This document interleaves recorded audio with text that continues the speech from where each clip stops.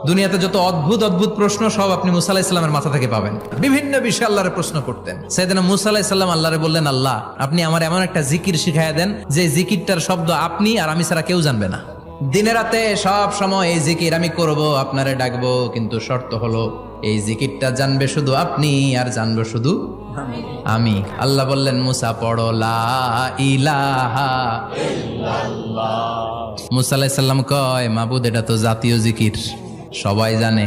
আমি তো চাইছি এক্সেলেন্ট একটা জিকির, কারো কাছে নাই, শুধু আমি জানবো আর আমি পড়বো। আল্লাহ বললেন, মুসা এই লা ইলাহাকে যদি এক পাল্লায় রেখে দাও, তাম বিশ্ব, 7 আকাশ 7 জমিনটারে তুলে যদি তুমি আরেক পাল্লায় রেখে দাও, লা রাজা